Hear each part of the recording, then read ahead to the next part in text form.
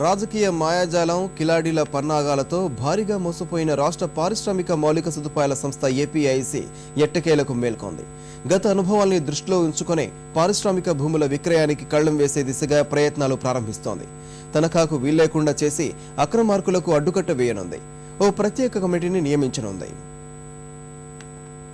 పరిశ్రమల కోసం కేటాయించిన భూముల్ని తనఖా పెట్టడం, విక్రయించడం వంటి అక్రమ వ్యవహారాల్ని నివారించాలని ఏపీఐసి నిర్ణయించింది. కఠిన నిబంధనలు రూపొందించేందుకు ప్రత్యేక కమిటీని నియమించనుంది. ఒప్పంద సమయంలో కాకుండా పరిశ్రమ ప్రారంభమయ్యాకే అమ్మకం దస్తావేజులు, సేల్ డీడ్లను జారీ చేయాలని భావిస్తోంది. దీనిపై బ్యాంకర్లను సైతం అప్రమత్తం చేసింది.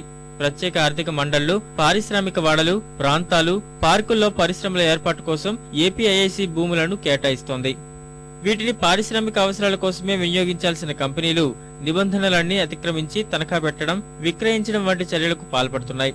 పరిశ్రమల ప్రారంభానికి ముందే రాజకీయ అండతో దస్తావేజుల్ని పొందుతూ ఈ నిర్వాకాల్ని కొనసాగించాయి. ఫలితంగా గత 8 ఏళ్లలో ఏపీఐసి చాలా పెద్ద మొత్తంలో నష్టపోవాల్సి వచ్చింది. అనంతపురం జిల్లాలో లేపాక్షి నాలెడ్జ్ హబ్ సంస్థకు 8,844 ఎకరాలు కేటాయించగా అందులో 4,397 ఎకరాల్ని దాని అనుబంధ సంస్థ అయిన ఇందు ప్రాజెక్ట్స్ లిమిటెడ్ తాకట్టు పెట్టి 790 కోట్ల రూపాయల రుణంగా పొందింది. కడప జిల్లాలో బ్రహ్మణి సంస్థ ఉక్కు కర్మాగారం కోసం కేటాయించిన భూముల్ని తనఖా పెట్టి రుణాలు పొందింది. ఎంఆర్ అనుబంధ సంస్థ ఎంజీఎఫ్ కూడా 14 ఎకరాల్ని తాకట్టు పెట్టి 150 కోట్ల రుణం పొందింది. ఇంకా పలు ఐటీ పార్కులు, సెజ్లలోనూ నిబంధనలకు విరుద్ధంగా తనఖాలు పెట్టడం, విక్రయించడం జరిగాయి. కొన్ని చోట్ల ఏపీఐసి అనుమతితో, మరికొన్ని చోట్ల కళ్లుగప్పి ఈ తంతు జరిపించారు. కేటాయింపు పత్రంతోనే కొన్ని చోట్ల లావాదేవీలు జరిగాయి.